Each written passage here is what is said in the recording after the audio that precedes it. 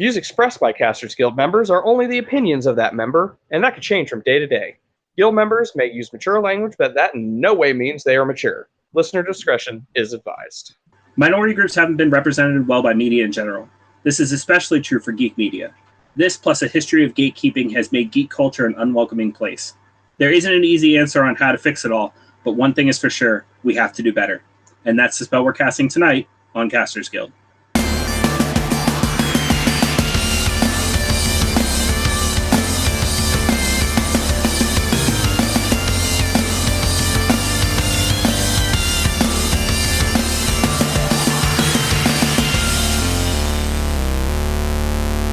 Thank you for tuning in to this episode of Casters Guild. I am your guild master and unwoefully prepared for this topic, Rick Perry.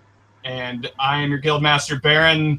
I'm always woefully unprepared, Kane.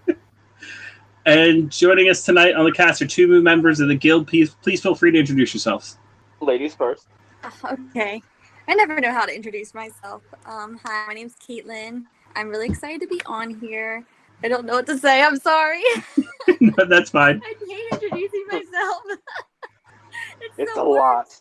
I don't know who I am. Oh, God. What do I like? What do I do? I don't know. Then prepare for this Usador-like intro because I do this for a living. Hi, everybody. My name is Cabbit. My pronouns are he, them. I am a HIV counselor and tester and support advocate in New Jersey. I am an avid gamer, an avid LARPer, and a geek all around. If you got questions, I'll find you somebody with an answer. That's my special power, too. Sometimes it's very cool. Most of the time, it's like, I know a guy. I think the difference is you actually know things. I don't. I just know people. So, hey, some people that identify as things. That counts. Fair. So we are talking representation in geek media tonight. Being as our two guild masters are white, cisgendered males, we thought maybe bringing some more minority groups on the cast with some might be a good idea for the representation episode. So that's what we did. Not that we don't bring other groups in for our other episodes, because we do, but I felt as though me speaking for 2 hours on how they're doing a bad job of representing in geek media might seem a little tone deaf. Yeah, so let's start on a positive note. What recently in geek media has represented a minority culture that has been ignored in the past that you've enjoyed? So I think recently Marvel is coming out with their whole Pride collection, and they just did a cover. I'm not sure who the artist was, but they had a cover that had all, or at least a lot of their Marvel characters all on the cover who identify as LGBT. So I thought that was really neat to see. But so that's what I think recently that I saw. There were some missing from the cover, but I think it's a good step in the right direction.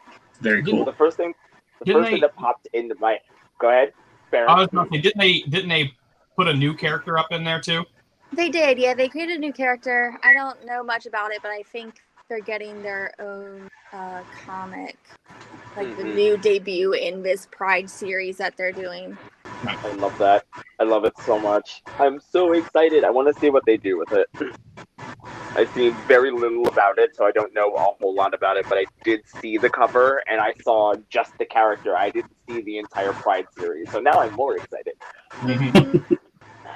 My most recent thing that I can think of, and it makes me so happy, especially because I discovered it through my job because it was a part of the culture, in one of the newer sets of Magic the Gathering, I want to say, I don't remember if it's a Planeswalker or the other option, which Commander, but there is a card, and on the card, it is a couple. It's a male-male couple, and they're both named on the card itself, and they're both POC from a specific culture in the Magic the Gathering universe, and even the subtext on the bottom of the card, the flavor text, even references them kind of being together. The phraseology is very indicative of, like, ancient times and people talking about, like, a coupling kind of behavior, and it's like, yo, that's lit.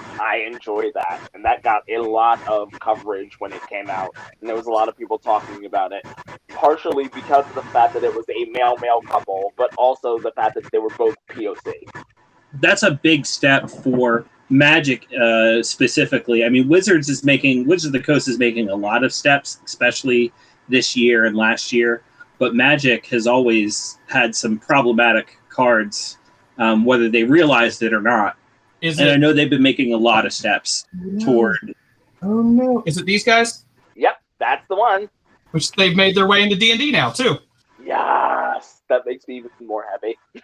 There's a lot of crossover between Magic and D&D right now. I think there's a D&D set coming out for Magic, and then there's the whole Ravnica source book for D&D now. Speaking of D&D, I don't know how to pronounce the names, but they're Kainos, Kainos, and Tiro, and they founded Meletis, and they ruled as its first kings. Yep, king and king. That would make me super happy, especially because something that I have been working on and kind of wrestling with in and of myself is I went to a LARP. I started going to Seventh Kingdom IGE in South Jersey in 2014, and one of the first things that I found out my first weekend is this LARP that I was at had a lot of queer people at it. Like, it was the most queer people I had ever seen in any geek anything at that point, outside of, like, very specific events. Like, there were so many people. Like, my first weekend out, I ran into a drag queen, and I was like, oh, I found my people. Let's do that. Full beat, whole 9 yards, and then I found out, like, later down the line, like, people that we both knew in the community. So that was a really cool moment for me. But even in that space, knowing that all of those queer people were there, I still felt weird and out of place telling queer stories and giving queerness to the background of my characters. It still felt weirdly out of place, even though I knew that the people that I was working with were super welcoming. Lots of people, however they identified, had characters all over the spectrum, but it just still felt weird to me. And it's because I realized that there isn't a lot of visible queerness in fantasy narratives. You don't see it a lot. So even if you're amongst people, it just still feels weird because you don't see it happening anywhere else outside of you. So it still feels like, even if you don't feel like you're being forced into it, you definitely feel like the spotlight is on you and you're definitely being looked at with a little more scrutiny than like other people because you're doing something that is so different and so specific that doesn't blend in as well as everything else does. So I've definitely been more conscious recently of queer narrative in fantasy and where they exist and how that plays a part, because there's so many queer people that really do lean to fantasy to be able to connect to the world in a way that is affirming to them, especially when the world that you naturally live in is already oppressive and stressful and upsetting. Sometimes you just need the break from having to be all of that to just be the rest of you. And a lot of us look to fantasy. A lot of my clients talk about it all the time. And that's one of the reasons why I found out about the card. We used to play Magic the Gathering at my job a lot. Yeah, it's crazy that a genre so about escapism isn't a whole lot more inclusive, at least in its history. You know, that people can accept the fact that there are 8 different races, but can't accept the things that already exist in the world around them. But I will say for D&D specifically, D&D, like I said, has been doing a lot between Tasha's Cauldron of Everything, removing race-specific bonuses to where the bonuses can apply to any race. The newer book kind of rewriting Barovia and the Barovian people, which are obviously based on Romani people and kind of making them a little less stereotypical. And then one of the newest announcements being the 2 other clans of Drow, other than the known clan of Drow, which are not worshipping Lolth, meaning that only 1/3 of Drow, or one of the 3 Drow cultures, is worshipping the evil Spider Queen, instead of all Dark Elves being even the 3 possible cultures that they can come from, which is cool, because it's cool that not all Dark Elves are evil. You know what I mean? They're still the cult of Lolth, but it does, just because you're a Dark Elf doesn't mean you're evil anymore. But the thing I will specifically cite is I started a new group playing D&D, and I picked up the D&D Essentials kit because it felt like a good way to start a new group out. And this is how most people who are starting D&D are starting D&D right now. So I think the foot that Wizards of the Coast puts forward with this box is very important. And one of the main quests that you come across is you have to help a clan of gnomes who live in this mountain. And one of their 2 kings has gone crazy because he saw a shapeshifter and his brain couldn't handle it. But there are 2 kings that run this dwarven clan, and you help them because the other king is so concerned for his husband that like he just wants you to do something about it in order to help his husband. And like it's already written in there that you can see the love between this couple of these 2 kings, and all he wants is his husband to get better. And to put that in like a starter adventure, one of the largest starters adventures D&D has ever had, and just it's not like optional. It's not like, oh, this can be this, or this can be this, or this can be. It's like, nope. There's these 2 kings. They run this dwarven kingdom, this gnome kingdom. Deal with it. Mm-hmm. And I think that's super cool.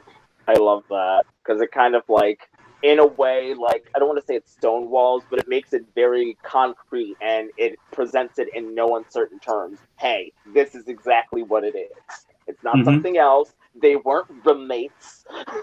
Right, exactly. Absolutely lovers in love, and this is an act of love from one to the other, and like that's so important. Like it really is important. Oh, I just think it's funny. I'll just go with what I think is funny. I think it's funny that when things like this are put into our culture, people rail so hard against it. I was about to ask if there was like much backlash or anything from that. I'll just give you an example. They put a wheelchair ramp in a dungeon and people lost their damn minds. Yeah, that's true. In an it wasn't even like, oh, we built this dungeon in real life, which, you know what, if they did, it would have made sense then too. But no, we put this wheelchair ramp in a dungeon in this game that we're running, and they lost their damn minds. I don't get it. I don't get it. You know what's so funny about it too? They could have done it without saying it and nobody would have said anything, because in old architecture, there was architecture where things were just ramps. Like stairs were very specific. Yeah, there are natural ramps in caves. There are ramps in like loading pods. There are ramps everywhere because you have to roll shit up it. Not everybody was getting things up cart there. Ramp, but as soon as they pointed it out as a wheelchair ramp, that's when. Yeah. But I do appreciate them calling it a wheelchair ramp because it threw it in their fucking face. It threw it in their face. It's like, this is a wheelchair ramp because you may have an adventurer in your company that's in a wheelchair. Or I've never read it. But let's just say that the villain that you're going in for, the BBEG, you're going to get, maybe he's in a fucking wheelchair. It's like, who's to say that the most dangerous person in your campaign isn't in a wheelchair? Especially in a world like Dungeons and Dragons, where you can be dangerous in a whole lot more ways than just physical. Right. I'm literally thinking about the guy from Wild Wild West, the movie, and the fucking giant robot with the spider legs. I was like, that dude had no lower body. Like, are you kidding me? Yeah. And he was a badass. And it's funny too because they have disabled characters everywhere in D&D. I mean, like that the whole spider leg thing. There's a dude. Well, let's just say in Skyrim, not Skyrim, Morrowind. There's a guy in Morrowind that is just basically walking around. His lower half is spider legs. I mean, I think he has his legs, but he can't walk. He can't walk. Yeah. So he's just walking around on these. It's been here, but we need to draw attention to it and not lose our fucking minds when we draw attention to it. Well, one of the, what I would have thought, people over the newest Ravenloft book, I would have thought that people would have lost their minds about the Vistani being less stereotypical. No, the biggest thing was one of the main characters is accepting of their disability now. That's their big beef over it. They're accepting? Yeah, well, in the original story, this woman had I think she had a prosthetic leg.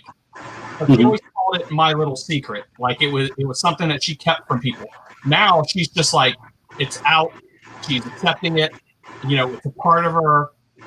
Pretty much saying disability. There's nothing wrong with the disability. And people are losing their shit about it. They're getting angry because of this. It's like, so go ahead. To directly answer your question, I haven't seen any backlash specifically about the Gnome Kings. But then again, a lot of the places where backlash to that would happen, I'm not on the internet. Yeah. But that being said, there was a ton of backlash when Tasha's Cauldron of Everything came out. Oh, yeah. They removed racial-specific bonuses, which I'm ashamed to admit I was a part of when it first came out, but it took me about a whole weekend to get over. Because, like, my min-maxer gamer brain went with, oh, well, if any race can have any bonuses, then why wouldn't everyone always play Dwarf? Because, the other abilities automatically make them the best character race objectively. So, every character I make from now on is going to be a Dwarf. But then I was like, it took me a whole weekend to go, well, that's not what D&D is about. It's not about min-maxing and the stats and everything like that. So, if it was a video game, it would make sense to me. Yeah. So now I can just make characters I want to make based on the flavors that I want to make and not have to worry about them not being a viable character because I wanted to make a gnome barbarian and their strength can't be high because it's a gnome, and now it can because Tasha's Cauldron of Everything. And I know there was also been backlash about the drow thing that I pointed out because people have been like, drow have always been evil. That's one of the things that made Driss so special because Driss, however you want to pronounce his name, because he took the fact that he was part of an evil cult and broke away from that, which is still part of his story. That cult still exists. He still broke away from that cult. But then there are other drow out there that aren't a part of that cult now. But some people say that takes away from Drizzt's story, and I'm like, I don't agree with that. So even though Critical Role has if you've ever watched Critical Role, their thing is there is no evil race. Yeah, they even met a whole civilization of evil races, and they're just not evil. I mean, you have factions that are dickheads. You have factions that are just straight evil. But I mean, they are aligned with an entire drow kingdom. And that's what it comes down to. It's so funny because people are so instantly bothered by this, but it's not even just that they can't critical think, they absolutely refuse to critical think about it or listen to any of the dialogue that has been dropped about it. The thing that frustrates me the most about a lot of these conversations is even if you want to go emotion versus fact, there is so much study in these topics that is out there. There's so much accredited information that people took the time out of their day because they're like, hey, I noticed a pattern and I would like to prove it just because I'm a nerd. And they did it. And this conversation about dark skin and being evil is an old conversation. It's not a new conversation at all.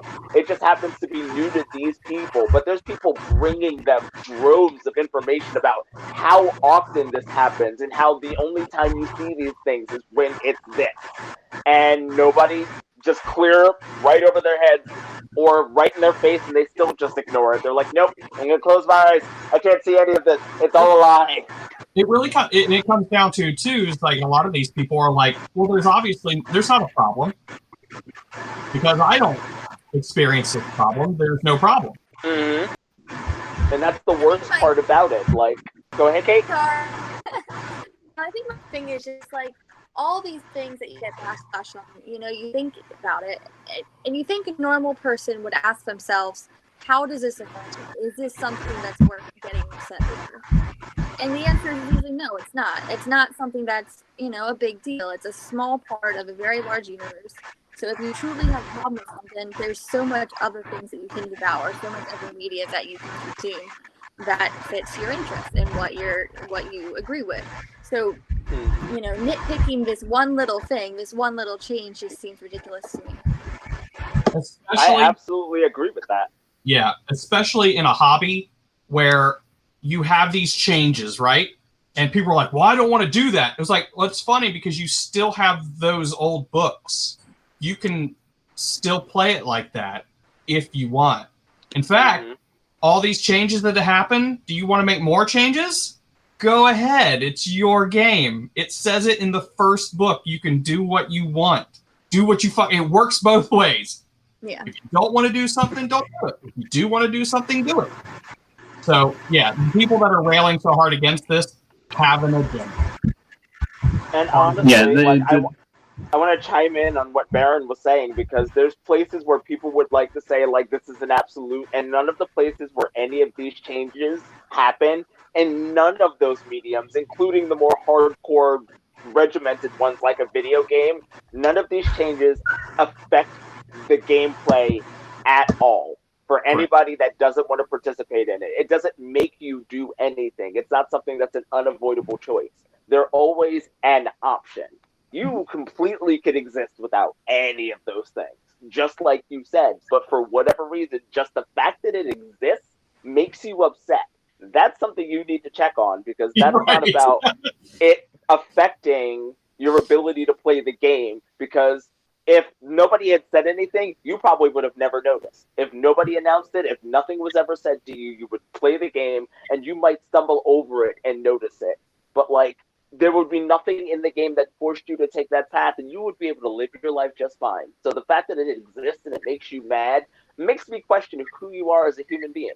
Just because these things are trying to make it so that other people outside of you can have an enjoyable experience, or to correct things that were built into these systems based on like historical habit rather than like ethical thought and common sense. So like, people are trying to be better and you're mad about it, even though it doesn't actually affect you at all. Wow.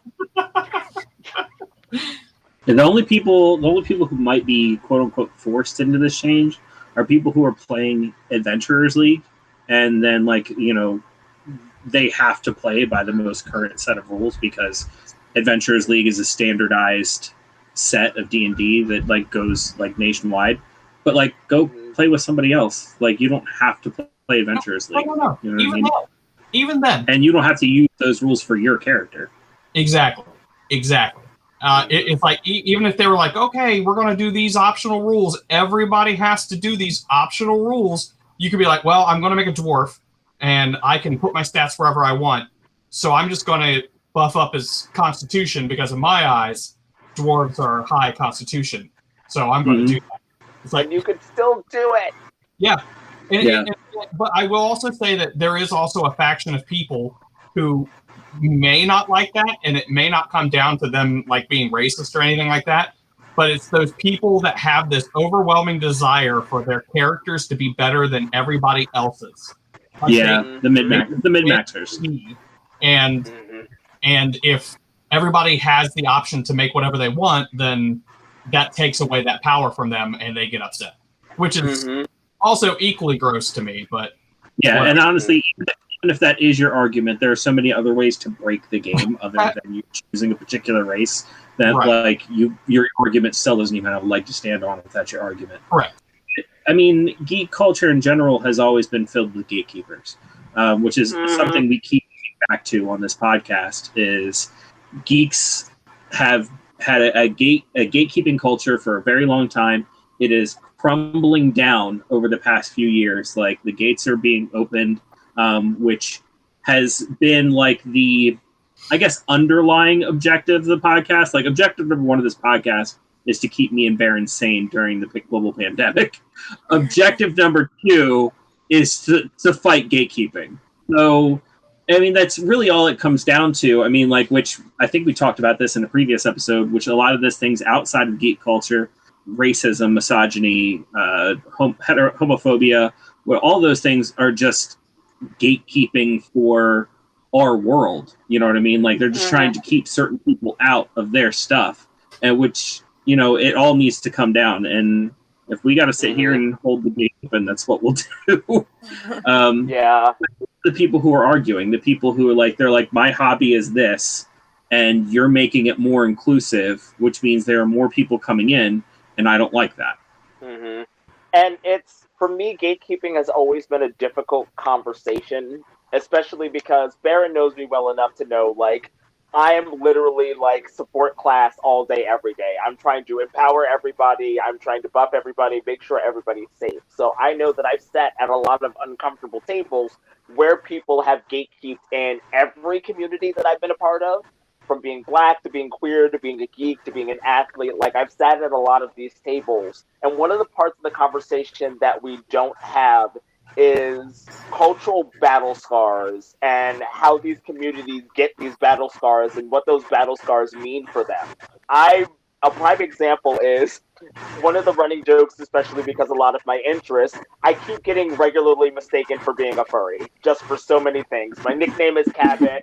I usually play animals at a bunch of different LARPs. Like, I've always been a more primal person. I'm usually nature-based. I happen to have a lot of furry friends. It just happened. And it's just something that's a part of who I am, but I've never identified as a furry because with my understanding of what furry culture is, I don't experience those things the same way. One of the reasons why, when I explain to people that I don't take those titles, is because for me, all of the subgroups that I know, when people really find those subgroups, before they found it, they were literally on an island in the middle of the ocean by themselves.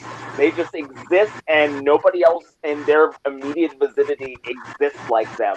And as somebody who's grown up like that, being a black geek, like, that is the most a miserable feeling to feel like there's nowhere where I can open my mouth in a way that's genuine today. Not only that, there was so many other things that I had to deal with, being picked on for the games that I liked and what I didn't like, being picked on for the way that I talked, being told that I talk white, all of these other things that have happened to me, that when I did finally find my village, it was like, oh my god, I can take off this 18,000-pound backpack that I've been carrying for the past 24 years of my life, and I can breathe again. And a lot of people find their only safety in these communities, when a lot of these subgroups are still being ostracized by the mainstream. And we don't talk about that same experience of when new people are coming into it, or when people are kind of hopping in on those things. And sometimes every community has to deal with it. There's going to be people that are hopping in because they can get away with things, because they can get things from you. We talk about it a lot in queer culture because we're dealing with straight people in our bars now. We're dealing with things like, oh my god, the bachelorette parties. They're the freaking worst. Because they kind of tokenize us and they use us as their prop for their, like, one night of being wasted and somebody's getting married. And it's dehumanizing for us. I've for a lot of always people, wondered about that. I've always, like, whenever I hear about these bachelorette parties going to gay bars, it's like, but why? They go to gay bars because dudes don't hit on them there. They can hide there, away from their straight, like, counterparts, and just be the girls and get wasted and whatever. But it's also a huge tokenization of queer culture, because it's like, oh my god, we love drag queens and your hair is so pretty, and like, people talk about it all the time, and it frustrates me that people immediately equate it to misogyny. There is some misogyny in some of the arguments, but a lot of people are like, I don't feel safe in my own safe space because they came into my house and they trashed the place and they left. And nobody wants to acknowledge that feeling. So, like, I always have to really sit with what is happening anytime I run across somebody who's potentially gatekeeping, because I need to know the behind why, because there are some people who literally had to live and die by their identity by themselves until they found a culture. And a lot of those people, especially the older people, built that culture from the ground up and were really there, the ones who were going to bat for all of the people that they protect and all of these things that they argue for. And I feel like in this conversation about gatekeeping, we very quickly dehumanize people who are the same archetype as, like, when you play a game like Gears of War or like Fallout, where you end up in a village and then there's that one chieftain that's a super hard ass.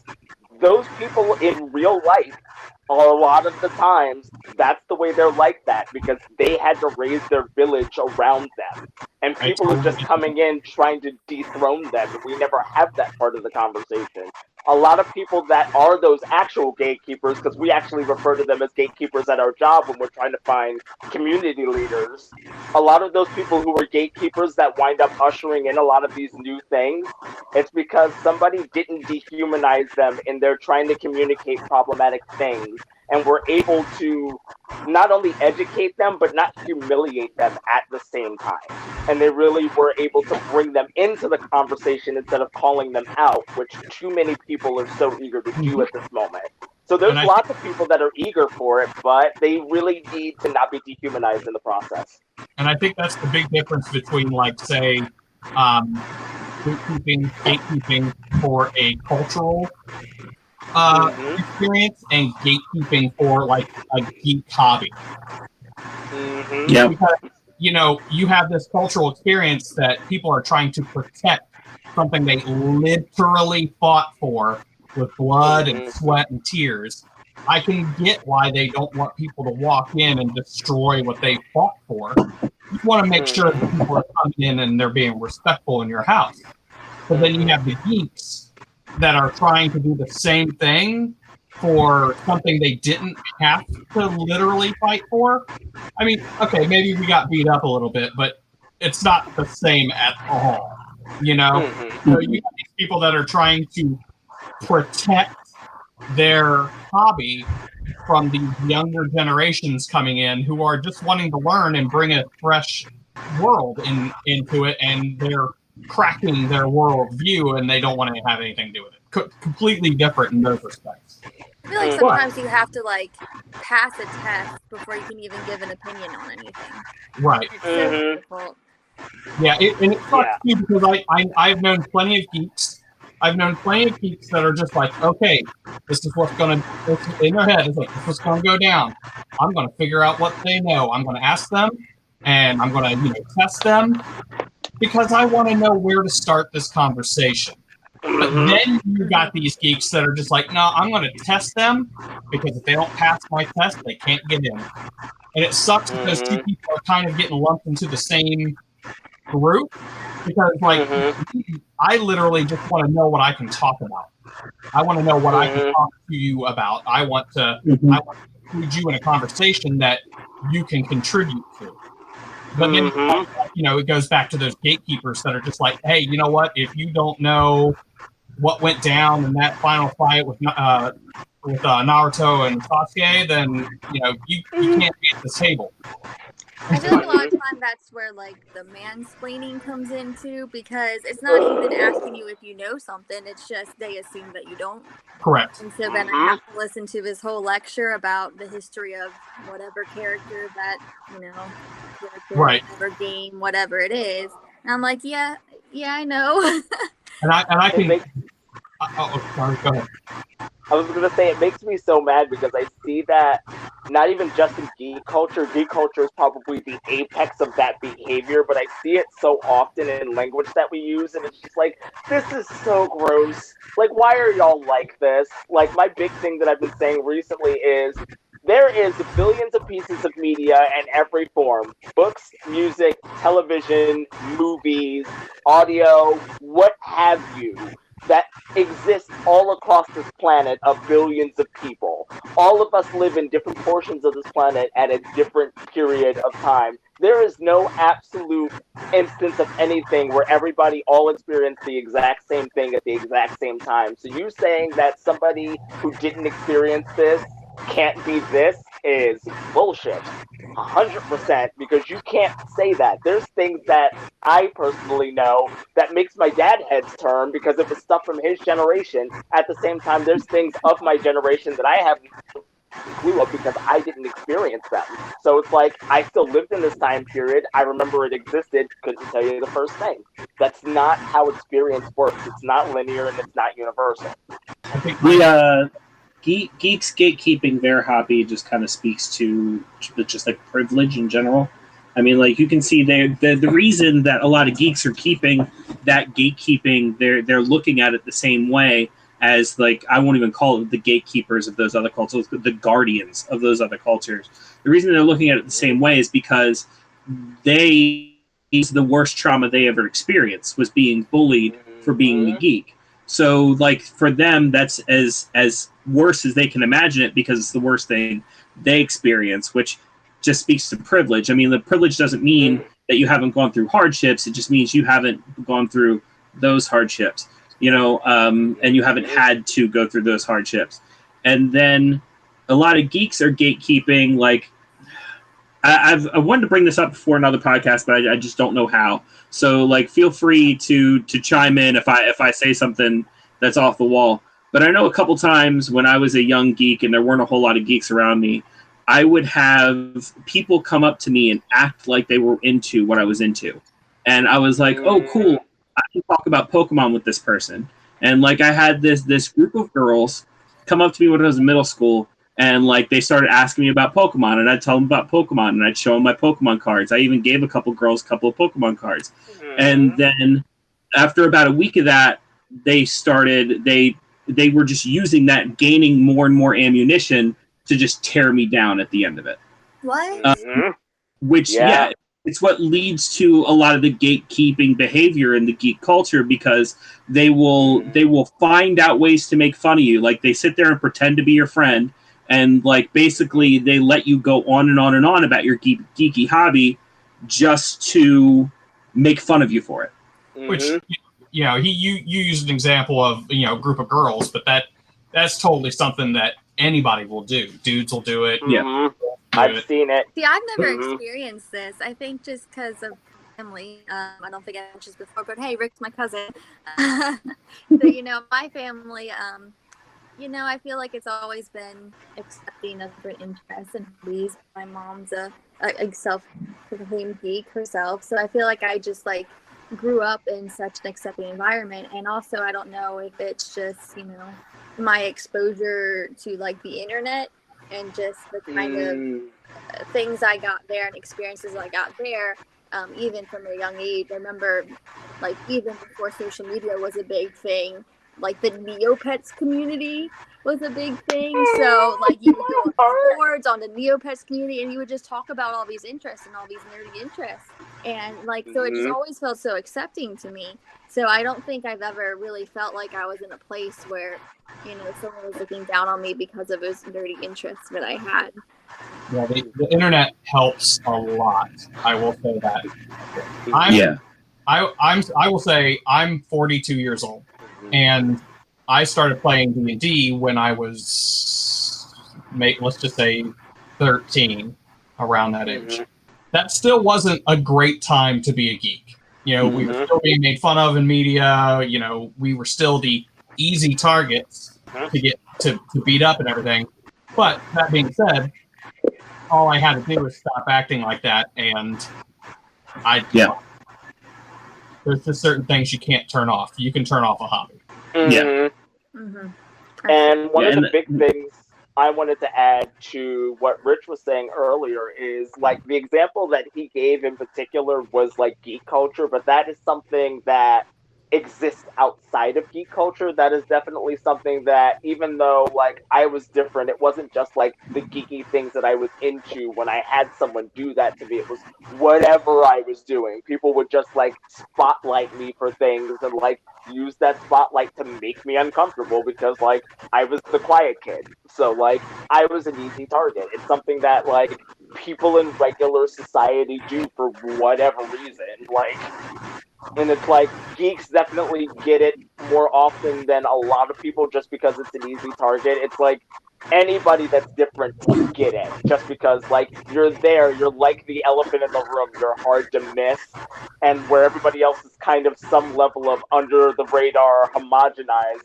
you're the person that's not. So everyone's already aware of you, so it's just easy to get everybody on board because it's like trying to get people to ignore a neon sign in a room, like, that they're very aware is there. So, like, people ride on that, and it's a weird social thing that some people grow out of, some people don't.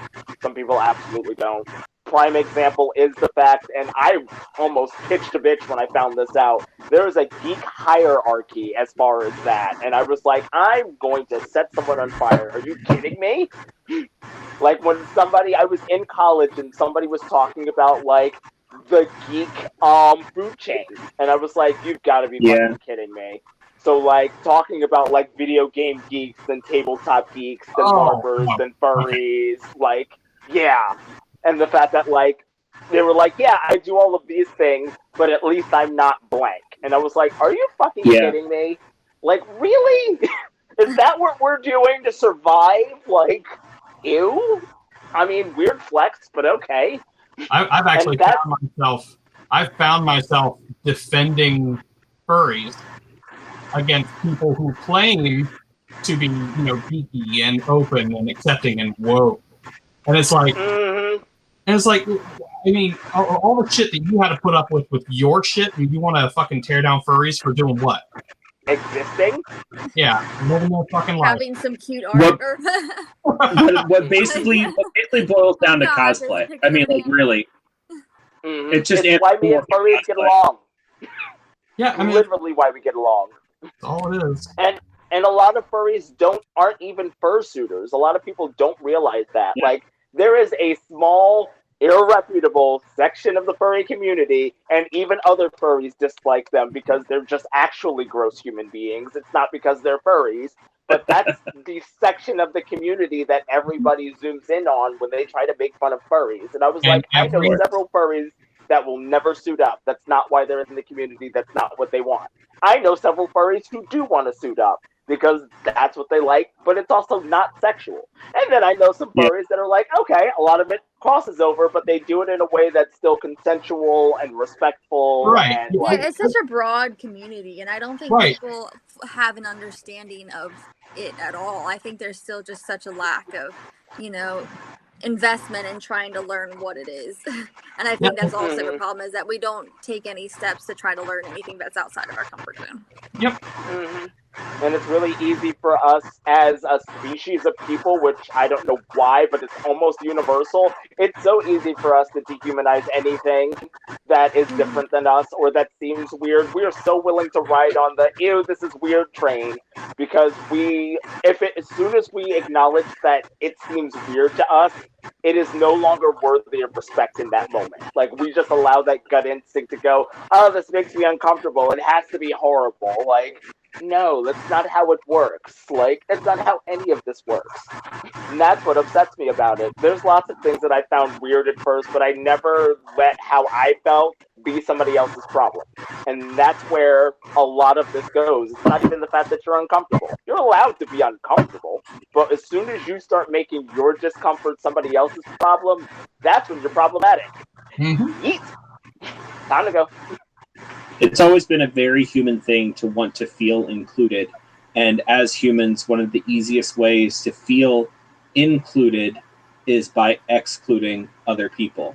Like, if you see 3 people, one of the easiest ways to become a group of friends with those 3 people is find out what those 3 people are making fun of and then make fun of that same thing, and you're instantly accepted. Which, of course, is the problem. Like, we should be finding out what those people like, and then, like, if we like those same things, those are the people we should be grouping up with and binding with.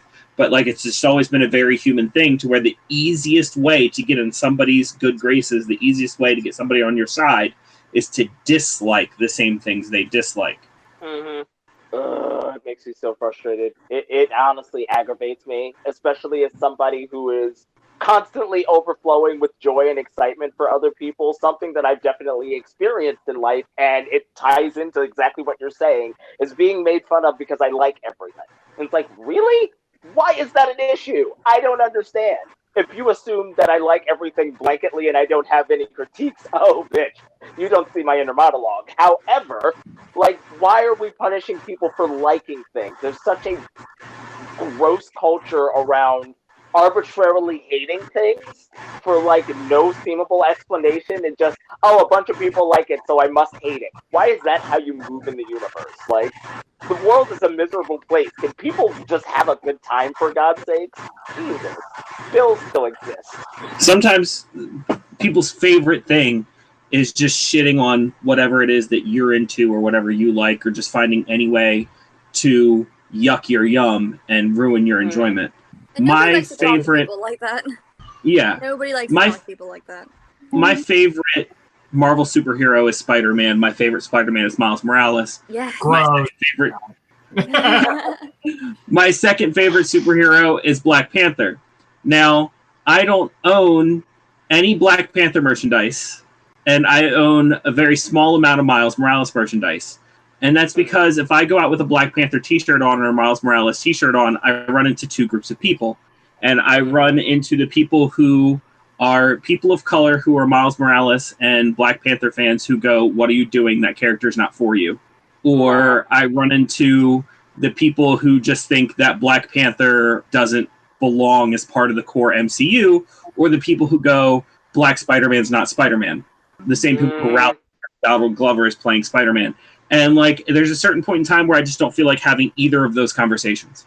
Like, I don't feel like to defend the fact that I like Black Panther for more than just, you know, he's black. Like, I'm like, he's the king of a country who, like, rules over people benevolently and actually is, like, a leader, not a ruler. And he's just cool.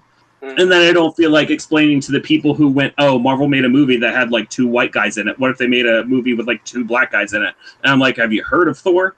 But, like, it's just conversations I don't feel like having. So, like, these are things, like, I don't own a Black Panther t-shirt. As much as I would love to have a ton of Black Panther merch, I don't own any just because I don't want to have those conversations.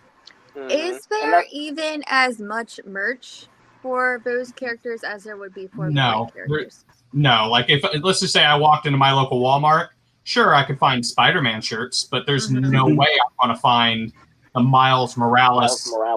Yeah, the black and the red, or even just the designs from Spider-Verse. How well did Spider-Verse did, with how well that did, you know, with awards and just monetarily, and there's nothing. There's no merch. There were waves where you could get that merch very easily, which is like the waves where I would watch it pass by and go, man, I should really stock up on some of that merch. And because I'm not going to be able to find it later. And I just didn't, because once again, didn't want to have those conversations. Like when Black Panther first came out as a movie, you could find Black Panther stuff everywhere. But it didn't last very long. And then Into the Spider-Verse kind of got ignored a little bit. But when Spider-Man Miles Morales came out for PS5 and PS4, there was a great big surge of Miles Morales merch because, one, people saw how popular Into the Spider-Verse were, so he was more proven as a character. And, you know, and then there was a new Miles Morales game coming out, so you could find more Miles Morales stuff. And both times, like I said, I looked at it and went, man, I should really stock up on that merch while it's available. And both times I went, no, I really just don't want to have those conversations. And it's frustrating. But you're right. They should still be more available now, and they're not. And it's absolutely infuriating that anybody should have to deal with that. Because, like, if you were worried about dealing with it, imagine having to be a person of color wearing that merch and still having to be in the larger geek community and still having to deal with that, and then just not having the option. It's like, hey, I want to rep something that was built that was inclusive for me. And or even worse, if you're wearing, like, let's just say you're wearing a Peter Parker Spider-Man shirt, and someone was to come up to you and be like, shouldn't you be wearing the Miles Morales one? Come on. Like, what the hell is that? Like, yeah. Oh my god, I hate it so much. Oh, I have a really good example for you. I'm pretty sure me and Barrett have had this conversation.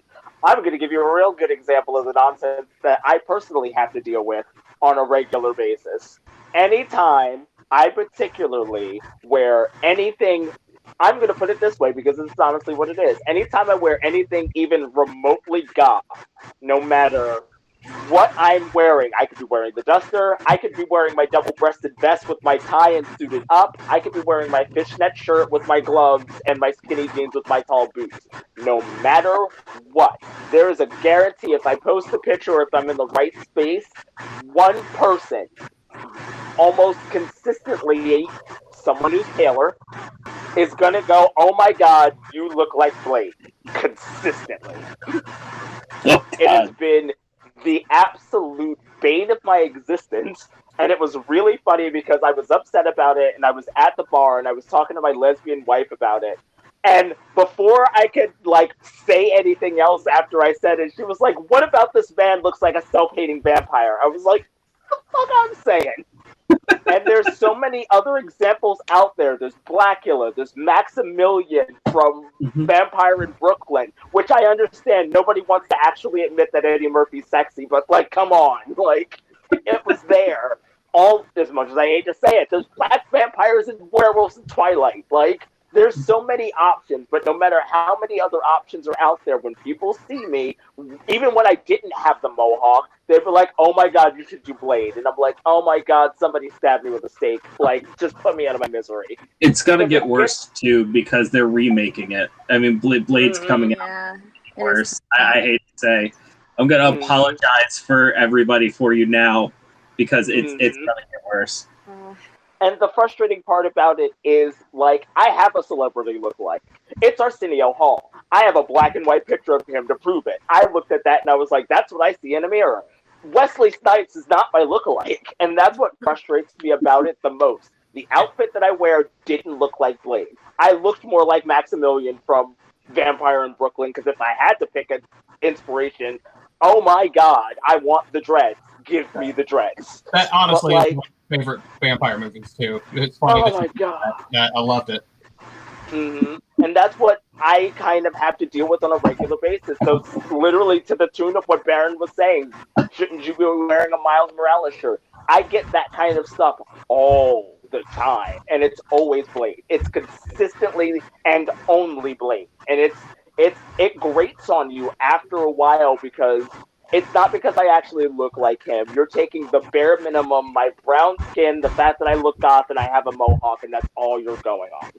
And it's convenient in your head, and it's fun for you in your head, but a lot of people don't factor in how often I had to hear that. How many times I've had to explain to people that's not a character that I identify with because I don't identify with Blade. He's an awesome character. I love the character, but like that is not a character. That's not my ministry. That is just not my ministry. And it's exhausting and it's tokenizing and it makes my skin crawl, and then I'm just in a poor mood for at least the next half hour after I hear it. It never fails. I was in a Facebook group. I'm in a Facebook group called This Is Vampire Propaganda, I Know It. And even in that group, where these people have extensive knowledge of vampires, I still got it. And I was like, wow. Well, yeah, and that's what made it upsetting for me. I was like, I am in a group where people have so much more knowledge than the average human about vampires, and like the average human, I get excused. Not everybody has the exposure, but come on, like, there's vampires all over this group, and we're still looking at one random black dude in here and going, oh my god, you should do Blade. Next. Who hated other vampires, by the way. Yeah. Hated the fact that part? And did not nearly look that good in a double-breasted vest. I'm gonna say it. Just gonna say it. And people of color experience things like that on a regular basis. Just the assumption that because you're brown, or you're black, or you're purple, or you're some level of dark, that you are going to want this particular experience, that you're going to think about things this particular way. And it's like, no, that's not how it works, and you just kind of sound like an asshole because you didn't bother to get to know me. You saw me and you made an assumption. And it's just like, no, that's not how any of this works. And people wonder why so many people of color don't go into a lot of larger geek spaces or don't spend time in larger geek forums where you don't see a lot of representation, because it's not that these people necessarily mean harm, but they don't think about the implications of the experience of being a minority because they've never had to. They don't understand that experience and they haven't been exposed to somebody who has that. So like they just kind of move with impunity, and it's just easier for us because, very much like Richard said, sometimes you get up and you don't want to have that conversation. But wherever we go, we can't take it off. So we always have to have that conversation. And that's why there's so many more, like when these things come up, that's why people of color on the internet just fly the fuck off the handle, because this isn't the first conversation for them. A lot of people that don't understand it don't realize this is your first conversation. This is probably that person's 100th conversation about this in particular. Right. So if you had to deal with something 100 times over the course of a month, you'd be pretty sick of it too. And a lot of people don't put that perspective on it. Same thing for women when they have to talk about things. Like, I can't speak for all women, but like the women that who have talked to me and have opened to me, they literally say the same thing and we commiserate over this. I can't tell you how many times I've had this conversation, is the phrase that a lot of us use. And it's like we're just tired of having the same conversation over and over, and it shouldn't be that difficult. Yeah, I'll say in terms of how people are treated in like the communities that I roll with, I would say that women get the short end of the stick all the time.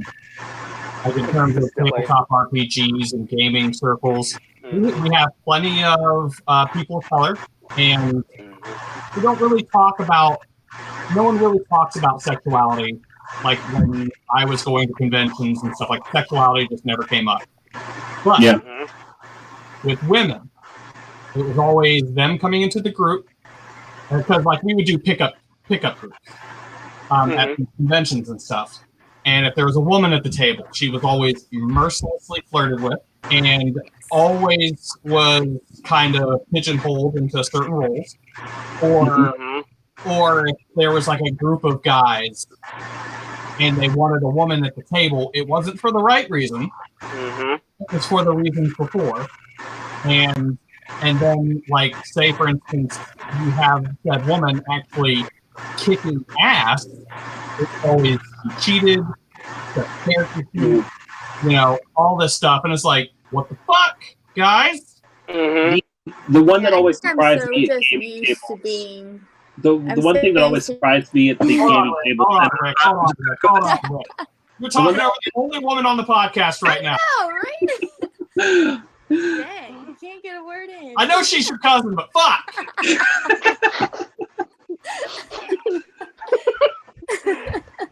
As you are, Caitlyn.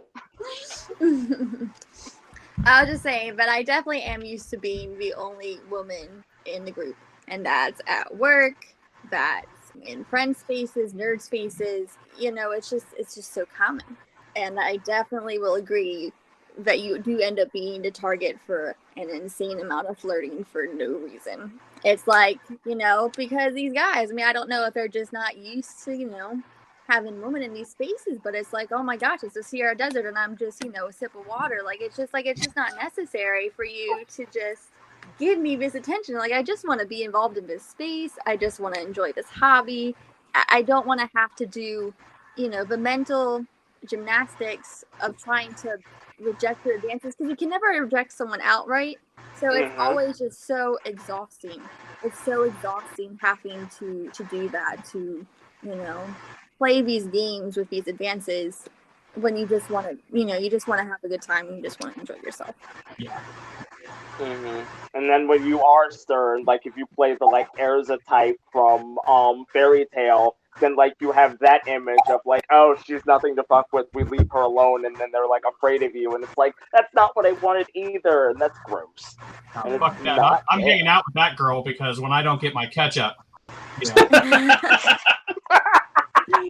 It's so bad because I remember when I first started going to the LARP that I went to, I didn't say anything because I didn't want it to be taken the wrong way, but I was so excited to see so many women at this event because I'm like, we're out in the woods, like, we're camping, like, it's going to be rough, we're in a buffer LARP, there was going to be fighting, and you don't see women in those spaces. But, like, those are the kind of women I was raised with. Like, my mom taught me to play kickball, and we went crabbing every summer. So, like, I was used to that kind of woman, and I didn't get to meet those kind of women until I got into these hobbies, and I was like, high five, bro, like, let's do this. And it made me so pumped, not only to see women in those spaces, but there was a couple of berserkers. There was a couple of berserkers at Breastplate, and I'm like, can I just give you a hug? I'm so happy you're here. And I just didn't want to be that guy, but like, as a minority, it made me feel not only good to see women being empowered, but it also made me feel safer because they were still there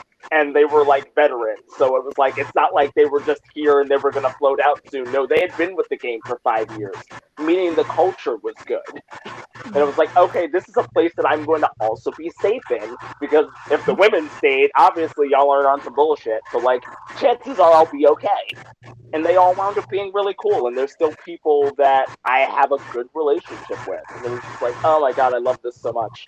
It made me happy, because you don't get to see women, like, on the front lines, not being a healer, like, or something like support class. No, they were throwing down with the dudes, and I was like, right on, let's do this. And let me say, I absolutely love my guy friends. I have, some really good guy friends that are really accepting. I can be myself around.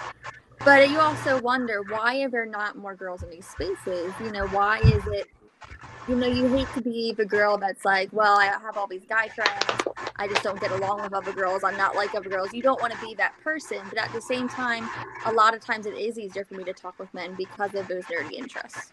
And it's not that I don't cherish my female friendships as well, but usually it's harder to start conversations when you don't have those types of hobbies and stuff in common.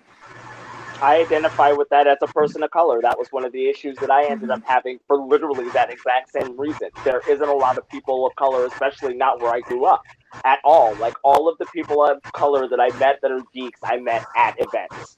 I haven't randomly, like, ran into somebody in my hometown where I live and grew up that just, oh, you happen to be geeky. Like, most of the time I have to be at geek events, and then I happen to run into other people. It's so rare, and because of that, like, I don't have a lot of POC friends, and it's not because, well, it is partially because I was ostracized as a person of color who wasn't black enough, but also just because, like, we don't have the same interests. We're not looking to do the same things. We don't have the same hobbies. Like, we're not at the same events. So it's like, okay, like, I'm not just going to be friends with you just because we're both black. That's not going to do either one of us any good. I'm not opposed to it, but, like, if we're not compatible, well, it is what it is. And it's hard to explain that to people. It's not that I think I'm better than my race or some other bullshit that, like, a lot of people of color have thought about me. It's like, no, I just am this person, and these people are not, and there's nothing wrong with them not being this, but I still am this, and I still have these goals and these interests, so I want to pursue this. Absolutely. I'm half Mexican on my father's side, and it is very difficult finding other Latinos in these spaces as well. Absolutely. One of the things that has always disgusted me at the gaming tables that I would go at is I'd be playing with a group of dudes for a really long time, and they'd seem like a good group of dudes, or it would just be like a group of dudes you meet at a convention, and the moment that a woman joins the table, then rape is on the table. Like, they never mentioned rape in the game before. They never got rapey at all. And the moment a woman joins the table, they want to rape some random NPC, or the dungeon master will make the bad guy be super rapey. And it's like, oh, he's the bad guy. I'm obviously painting rape in a negative light. And it's like, well, you've never had to do that with the bad guy before. Why all of a sudden now is rape on the table? And then, like, or if a person of color joined the table, all of a sudden racism would be on the table. Like, somebody would be playing a high elf, and that high elf looks down on other races that it considers lesser, and it goes, well, it's just part of the fantasy settings. Like, he's just a racist character because, like, he was raised to be that way. And it's like, you never played the character like that before. Why all of a sudden does it matter now? So that's just to kind of tie back. That's the ones that have always surprised me and always kind of disgusted me. And, like, I would think I'd be gaming with a bunch of really cool dudes because they never had those tendencies before. And then the moment a woman or a person of color joins the table, like, all of a sudden it becomes a thing. And it's so funny because I've heard people tell me that. Like, I've never been at a table or anything where I've had those kinds of experiences. I've always heard them secondhand. And this is the first time I'm hearing somebody who's not a person of color say, yeah, I was at this table with these dudes, and then this wasn't a thing until suddenly it was. So, like, when people hear it from people of color, they're like, nah, that can't be what it was. You misinterpreted it. They gaslight the hell out of the situation. But you're like, I was with these dudes for like a hot minute, and then all of a sudden this got introduced, and I noticed it as somebody who doesn't experience those things. And, like, people can't refute that. Like, why would you need to make that up? Like, you're not going to get anything from making that up. Like, right. The fucked up part is most of the people that will say, I've never seen that happen before, probably have seen that happen. I mean, I guarantee it. Rick's seen it. If Rick's seen it and I've seen it, I guarantee there's more people that've seen it, and they should probably be fucking talking about it. Probably be talking about how fucked up it can be, especially for women, for people of color, for people of different sexualities. It can be really fucked up.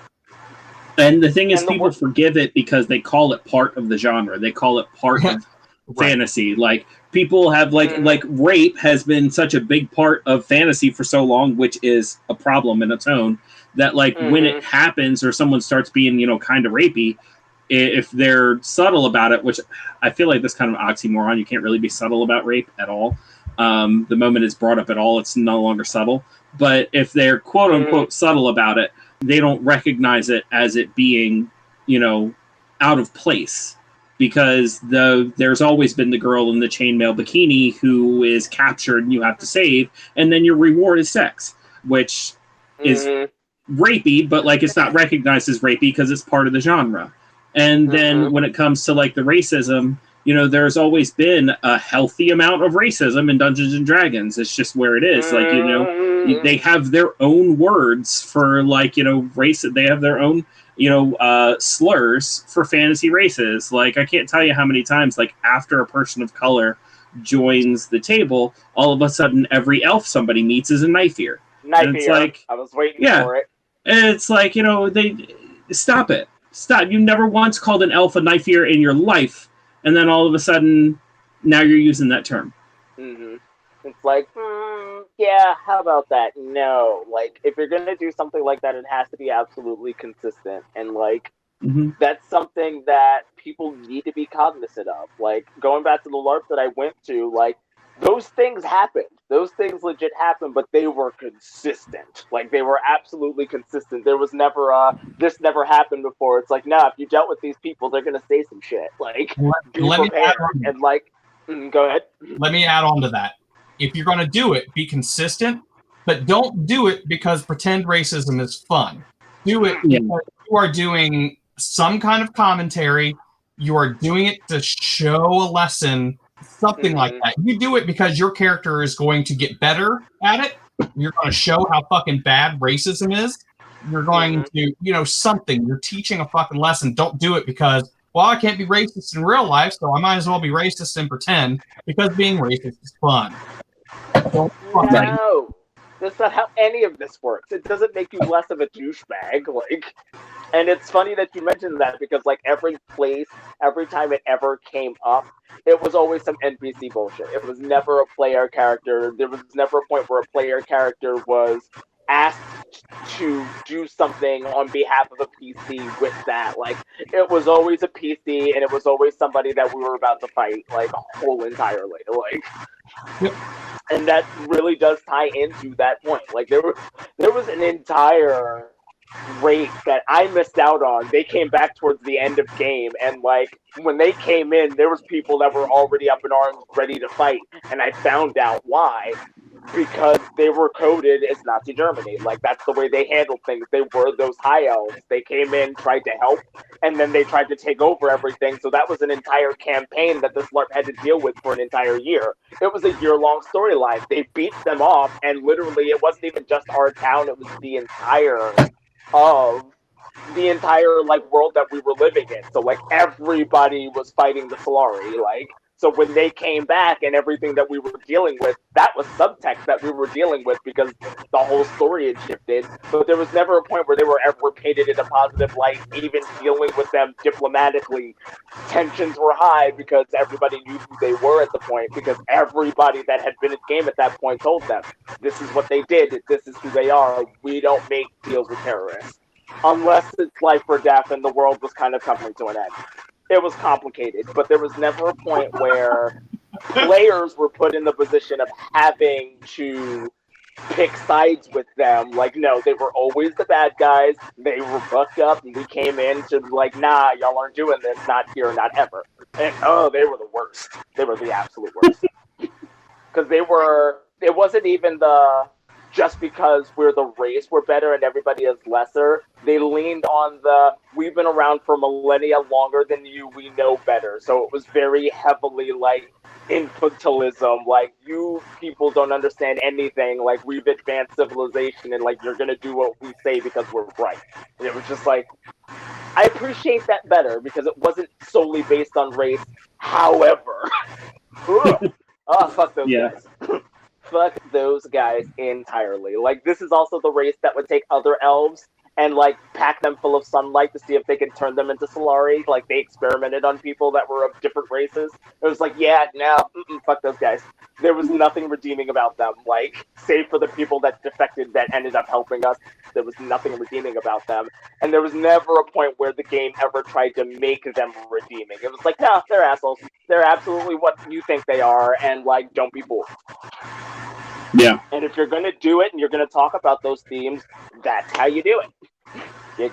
You gotta make it what it is. You can't try to make it sympathetic. Like, no, that's not how this works. You don't get to play devil's advocate with something that has real life allegory, because people are actually affected by it, and people will see you, and then all of a sudden you're not going to see them anymore, and you're going to wonder why. Yeah, it was always very shocking to me when I came across it in games, and like it was always, well, I shouldn't say always very shocking, because after a certain point in time I started to expect it, which is sad on its own. But it was always the people that I was hearing it from that would always be surprising to me, because like it would legitimately be people I thought I knew, and like it's like, oh, this person's a good person, and then like it's just because they can't be racist or sexist or whatever in real life, and like they seem like good people because they aren't racist or sexist in real life, but turns out they really want to be, they just can't be, and so they use fantasy as their opportunity to play a racist or play a misogynist, and it's like, okay, dude, I see what you're doing, and it's not cool. Not okay, bruh. Not okay. And there's not enough people checking them to their face, and that's the hard part. There's not enough people going, yo, dude, that's fucked up, just in the spot. Like, not giving them anywhere to run or anywhere to hide, because that's the other problem. That's one of the bigger problems, is the fact that a lot of these things happen, a lot of these conversations happen in this format, like on a podcast that somebody can watch behind a keyboard in a comment section on a forum. They happen at a safe distance for these people, where they can not only be intellectually distant, but they can also be physically and emotionally distant. They don't get called at the table, and that's one of the They're not talking about me. It's not me. Like, I don't do stuff like that. Like, that's what it always is. Or if we are talking about them and they know it, they stopped listening a while ago. It's like they're not put on the spot, and more people need to be put on the spot sometimes. Specifically the people that try to double down. Those are the people that I want put on the spot. There's a lot of people that like genuinely have been following patterns that existed before them, and because of the fact that they don't experience the implications that we talk about, it doesn't dawn on them at the minute. But there's a lot of those people that really do want to have the conversation, and if you do it in a way that calls them in instead of calling them out, honestly, a lot of those people would come around and be like, yo, that makes sense, and I never thought about it because I don't experience it.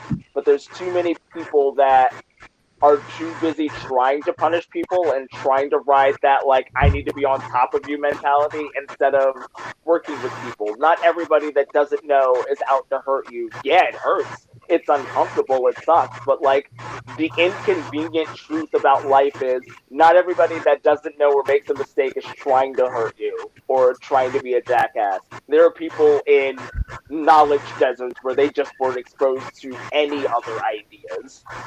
And a personal message to those people, you guys, it's okay to grow. Don't fucking latch onto your pride and demand to be right. Grow. There are people out here that are willing to help you grow. I will personally help you and support you grow and broaden your horizons and take you to other people that will carry on that job for me. Just don't latch on to your pride like that. It's okay. I have had a problematic past. I'm sure Rick has had a problematic past. I'm sure most of the people I know have had some kind of problematic past. We can grow. We can acknowledge the fact that we weren't perfect. But we can't get better if we don't acknowledge that. And that's all that really needs to happen. But also something I'm going to add to it, because nobody gives heed to it. There's a lot of assholes on all sides of this conversation.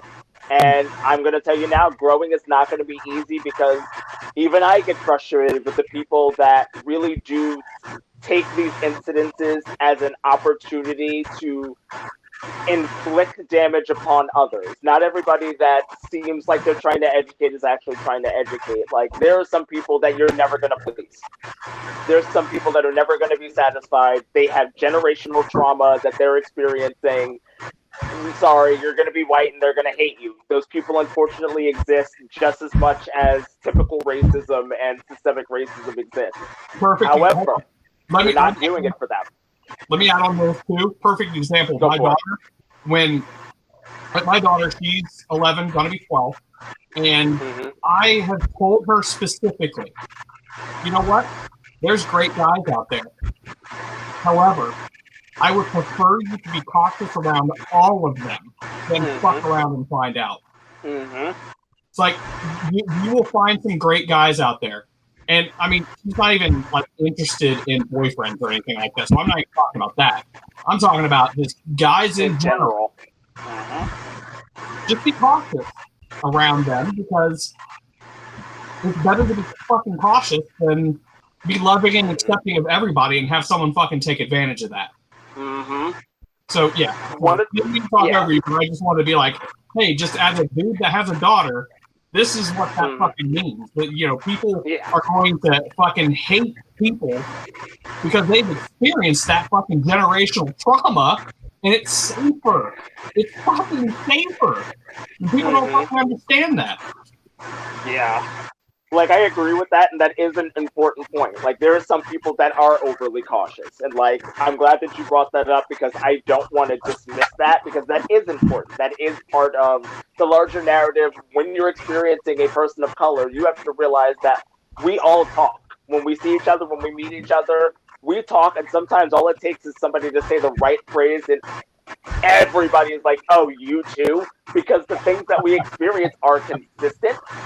But one of the things that I want to talk about is, and I feel like this is something that I'm on my high horse on, because all of the communities that I've been a part of have ostracized me personally. The Black community, the queer community, like the geek community, every label I've had has ostracized me. Just because somebody's in a community doesn't mean that they're good, and just because, like, they're going at you a certain way doesn't necessarily mean they have your best intentions. That doesn't mean you get to not do the work. Correct. That still means you still need to do the work, but you got to realize you can't do the work to necessarily get the high five. You have to do it because it's important and it's what's right and what you should be doing. You will not satisfy some people. Some people really are just dedicated to hate, and they're using social justice as a weapon. And I hate it. It makes my job as somebody who works in the communities that I'm a part of, like, it makes my job harder. Those people do exist, and we need to acknowledge them. At the end of the day, your actions shouldn't depend on somebody else's behavior or necessarily getting a response. You do it because it's right. You do it because it's the right thing to do, and you shouldn't be doing the other thing. It shouldn't necessarily be based on how people respond to you, rather than what you feel in your heart and what you feel is right. It comes down to, if you are supporting that community, support that community. If that one person doesn't want your help, that's cool. Don't help. You don't have to help them. You're still supporting that community that they're in. And just because this one person was a dick, you know what? You may not even have to like them. That's fine. If they're a dick to you, don't like them. But yes, that work you're putting in to support his community is going to support him, but it's also supporting way more people. And it's also supporting yourself, honestly, because people don't realize justice. We're working for justice in these minority communities, but ultimately, when you look at the larger scale of things, you're working on setting a precedent that this kind of behavior isn't acceptable. It's not about the people. And I feel like a lot of the times we lose track of that. It's not about the people. It's about the behavior. And you support, you want to look at this from a patriotism standpoint, you support that community, you're supporting this country. Because that community is part of this country. I mean, okay, granted, there's some Nazis in this country, too. We can just fucking boot them out. But, yeah, I mean, you support you support the LGBT community. You support the Latino community. You support all of these different communities, and that's what brings us the fuck together. And, yeah, we may not it comes down to the whole, plant a tree that your children will sit in the shade of. Maybe, let's just say, the support that I give the community, I'm still going to have a lot of people in that community hate me because I'm white. That's fine. That's fine. But their children may love my child. I can handle that hate. I'm a grown man. I can handle that hate. I don't want my child to live not being able to love who she wants and, supporting who she wants. And I want that to be able to, I want us to be able to come together. And if we may not be able to do that right now, but our children may, our grandchildren may. So why not put in that work? You got to set the groundwork, and you may not ever see the fruits of your labor, but that's not why you do it. You do it because it's the right thing. This whole thing exists outside of you. The reason why changes are being made and these conversations are being made is because these communities exist. These communities have always existed, and they've always been a part of the larger community, especially in geekness, in and of itself. These people have always been part of this community, but they just haven't been given the room. There's always been women who were geeks, but a lot of women were not allowed to actively do that because women were socialized a certain way. It doesn't change what was in their heart and what they desired. It's just now they have access. Same thing for people of color. Same thing for people with disabilities. When you're a minority, people forget that even with men, let's even talk about men because this does affect men. A lot of us are put into specific boxes and were raised that way because there wasn't an instruction manual on how to grow and how to raise a child. So parents just put us in boxes and did arbitrary things and hoped that something would stick. And some parents got it perfectly right and raised really awesome kids, and some shoved their kids in a box and told them this is the way the world works and this is all you're allowed to do. So there's lots of people that already had these interests, that already had these things in their heart, that in a lot of cases they're just getting access to these communities and this information and these things. Especially, prime example, this is why representation matters. When you don't see yourself in places, you don't think you're allowed to be in those places. It's even worse when the places you come from tell you you can't go there. So if everybody's telling you this isn't a thing for you, but you're sitting there on the edge of the beach like Moana, at some point you're going to get in the boat. And that's how it works. That's why we're having these conversations, so that more people can find their roots, so that they can take that harder Tafiti back to Tafiti and put things back in order and live a life that's genuine and good and healthy. And all the people that are in charge are trying to do is really make space for these people that are like, we're here, we support you, we want to be a part of this, and we want to feel like we're included. All people are trying to do is include all of the people that are in the community, not just the loudest minority of them. And that's all we're asking for. We just want to be seen, and we want to be heard, and we want to exist. I do think it really starts with representation. I think that's, such a big part of it, and how we view the communities that we're seeing. I think for Latinos, a big problem that has been in our representation is that, anytime you see a Latino on screen, they're probably a criminal. They're probably involved in drugs. And if it's not that, it's probably an immigration sob story. And that's all that we're really allowed to see on screen. And nobody even talks about that. Yeah. It's so hard finding, heroes, people that, who are just normal people, or people who, do good things. And, it's really hard to find that in any media. For Latino characters. I think in Marvel we maybe have 5 Latino characters, and I think 4 of them are Spider-Man characters. So Spider-Man's doing all right. But what's even worse about that, when they do give you a Latino hero, when like they gave you the half Latino hero of Miles Morales, they also took that Ultimate Universe and made 4 of his main villains Latino as well. And he's half Latino and he's the hero, and all these full Latinos are the villains, and it's they're over balancing in the wrong direction. You better preach. It's also very difficult when the only characters you have are legacy characters, So Miles is always going to be compared to Peter, It's just how it is, because that's just how it's going to happen when you have all these legacy characters and you don't really have as much room for original characters. And the worst part is the original characters exist, but nobody knows them except for the people that were looking for them. And that's what makes it even harder. One of the better arguments that I saw about changing characters is the fact that there are characters of color that existed, because not for nothing, a lot of these artists and storytellers in comics and in geek culture content in general, a lot of them have friends that are different from them. They are open-minded. They want to tell those stories, and they get pigeonholed by the people that they work for into doing these other things. And all of that inclusivity that they're trying to build gets pushed back, mostly because the system of racism is systemic. And the whole comic industry was created as a reaction against xenophobia. I mean, it was immigrants living in America, and the whole entire origin of comics was based on that. That's why I love when these fucking neckbeards are like, why are they gotta put politics in comic books? It's like, bitch, it's always been there.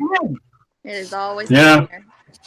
Like, you love the X-Men?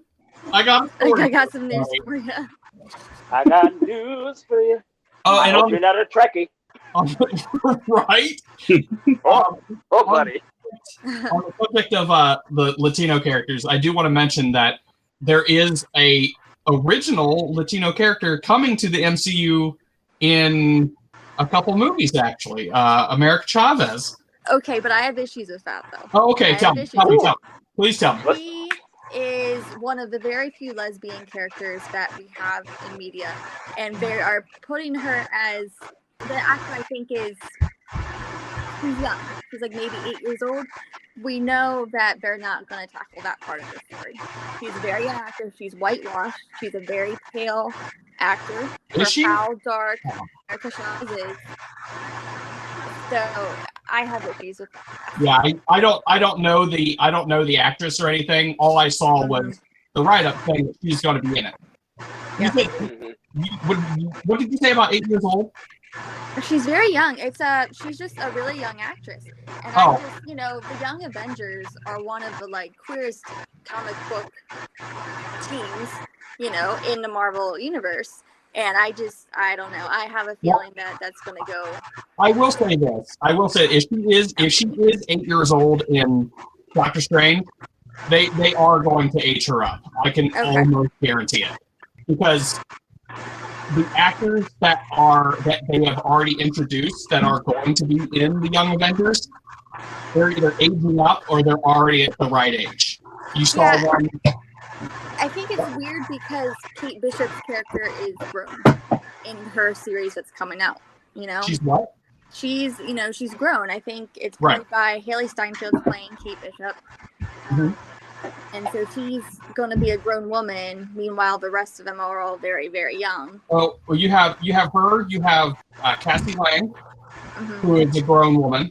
Yep. You have Patriot, who's a grown man. They're all going to be in their teens, but they're all played by grown actors. Yeah. The Patriot is in Falcon and Winter Soldier. Yep. And the Billy and Tommy, they're going to age them up one more time too. Oh, definitely.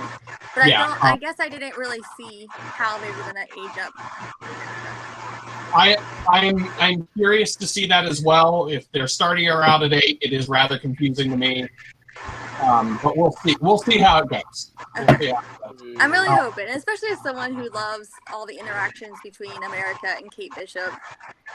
It's just so fun, and I don't know. I just hope that they don't neglect, that side of the Young Avengers, because it is such a dominant part of this.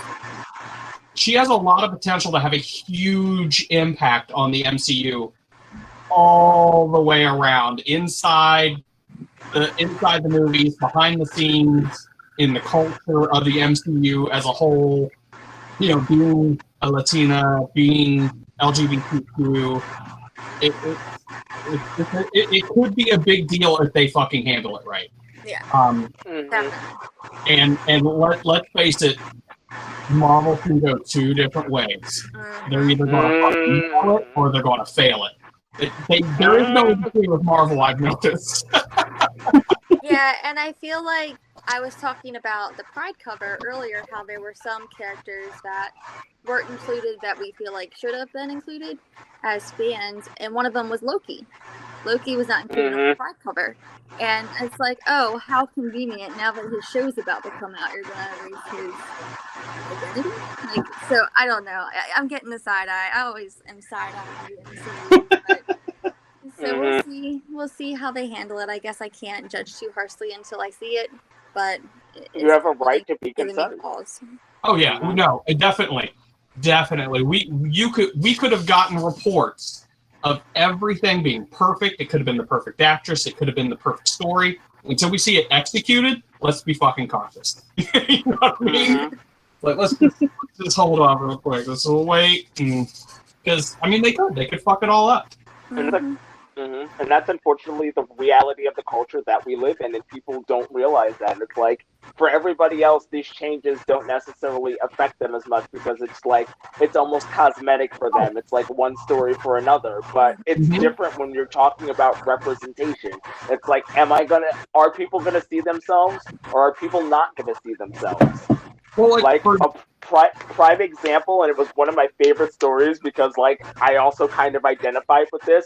One of the things that I didn't think about being in a minority is all of the representation that came with Drax from Guardians of the Galaxy. And the very first write-up that I saw after I saw that movie was the fact that there was a kid with autism in that audience somewhere that was like, oh my god, he thinks like me. There's a person that is a hero in a story that thinks like me in a way that nobody even thought about. Like, and that was something that I never thought about because it's not something that I experienced. I've known people with autism, but like never, like that was never a part of the conversations that I've had. And I was like, wow, like whole entire like mind blown in that moment. And people don't realize how much of a difference that makes. A lot of us don't see ourselves in different places. That's also why I really had hoped that they would bring in Clint Hawkeye's death as part of the MCU. They are? They are. Okay, good. Okay, I'm sorry. I follow a lot of theory videos and spoiler videos and stuff like that.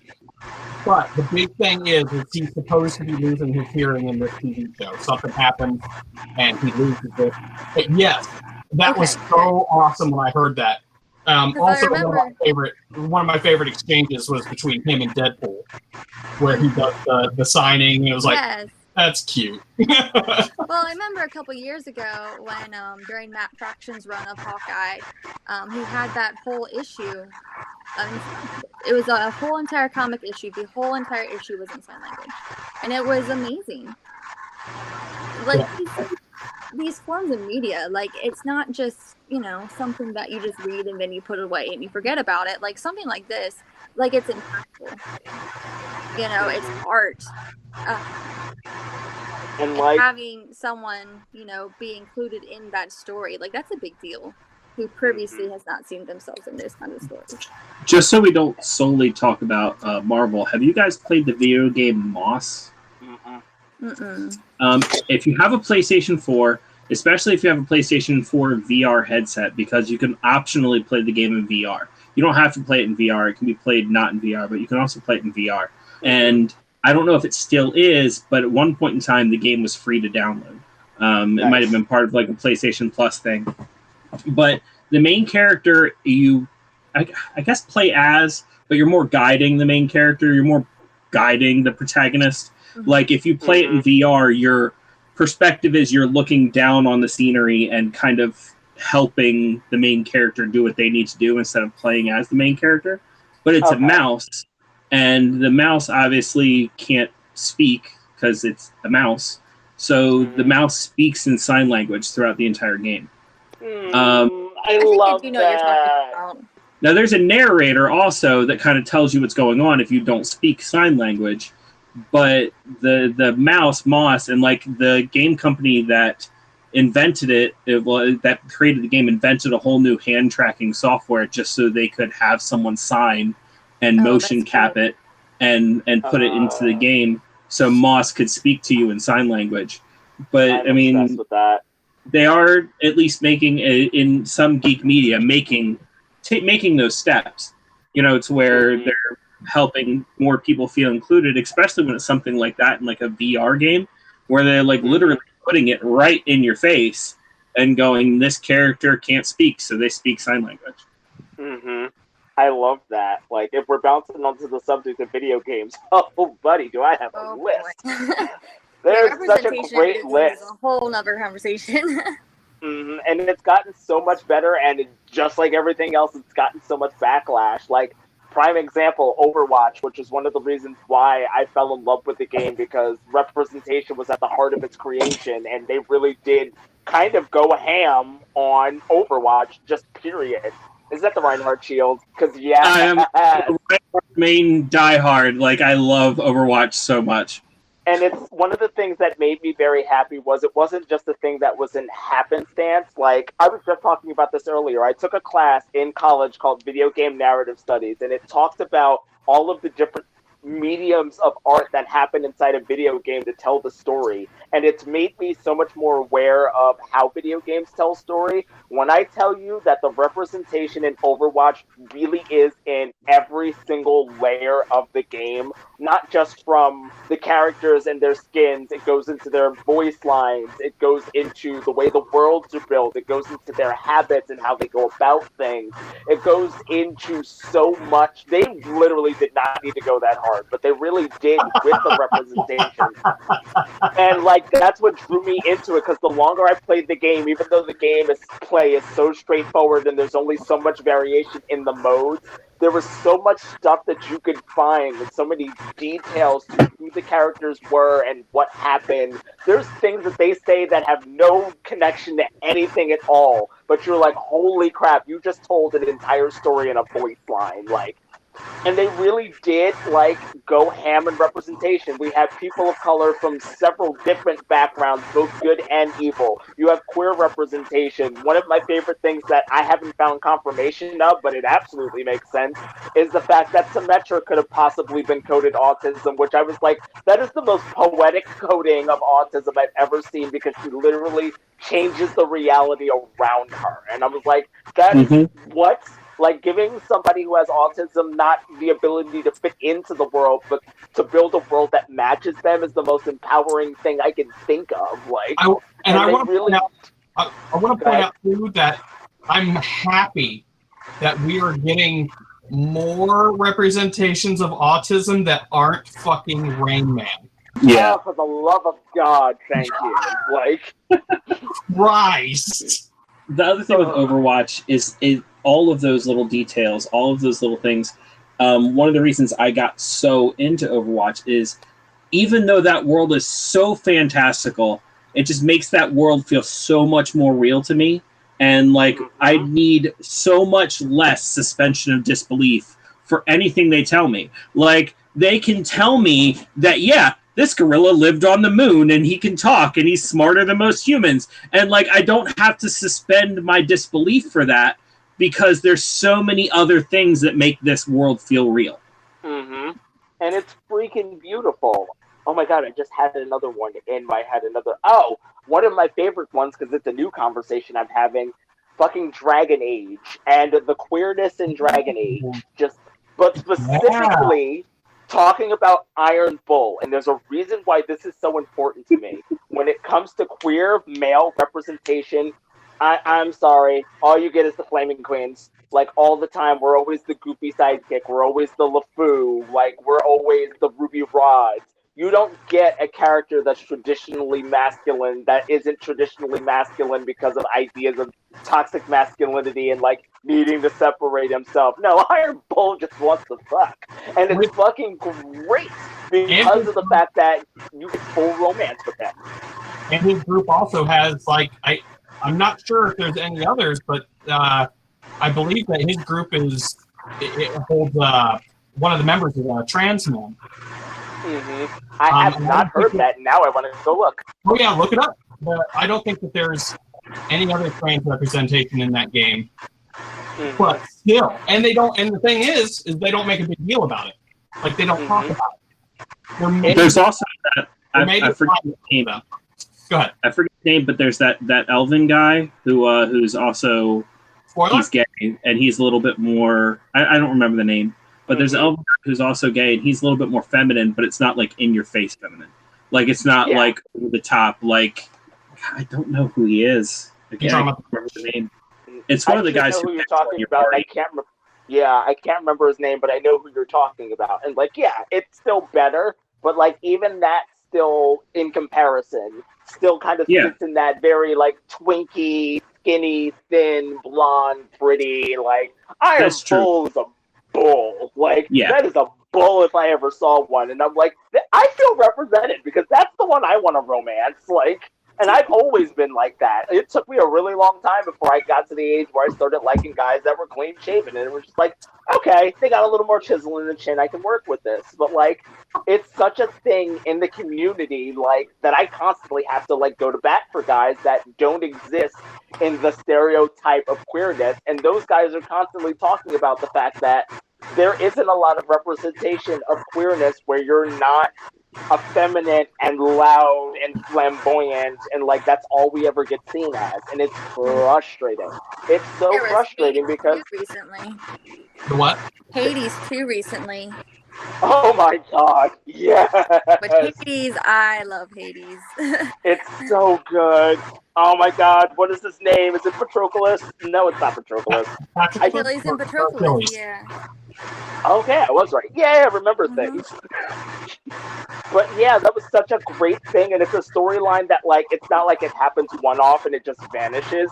You have to go back through it and make that storyline happen, so you have to do several runs before you get it. I just wouldn't feel right romancing Patroclus or Achilles. I couldn't do it.